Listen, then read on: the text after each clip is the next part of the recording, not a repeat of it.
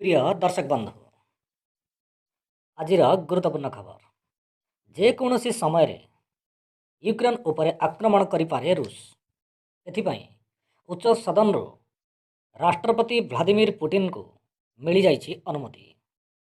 रूस देश बाहर सैन्य मुतयन पाई व्लादिमीर पुटिन करिथिबा अनुरोध को संसद स्वीकार करने पूर्व यूक्रेन दुई विद्रोही राज्य डोनेस्क एवं लुहानस्क सैन्य मुतयन पाई व्लादिमीर पुतिन को मिली अधिकार।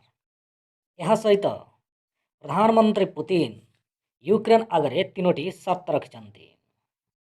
जदि यूक्रेन से तीनोटी शर्त को पालन न करे तेबे रूस यूक्रेन उपरे आक्रमण करिबो बोली पुतिन धमक देइछन्ति। तीनोटी शर्त हेउछि यूक्रेन क्रीमिया को रूस अंचल भावरे ग्रहण करू।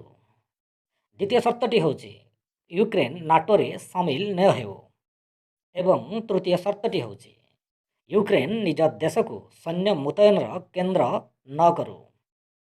जदि यूक्रेन ए तीनोटी शर्त पालन न करे तेबे रूस यूक्रेन उपरे आक्रमण करिवार यथेष्ट संभावना रहिछि बोली सामरिक विशेषज्ञ माने अनुमान करछन्ति।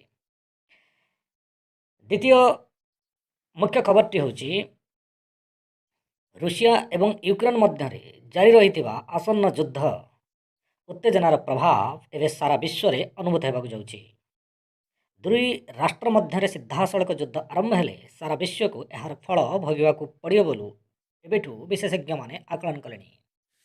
यार प्रभाव रे एबेठारू अंतर्जातीय बजार रे अशोधित तेल दर रेकर्ड स्तर रे पहुँची।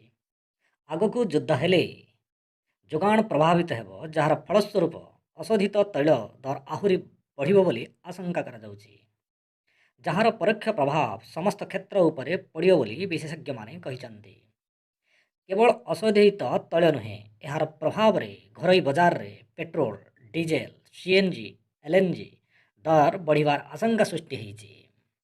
जार सीधासलख प्रभाव घरोई बाजार उपरे एवं देशर अर्थनीति उपरे प्रभाव पकेइबो।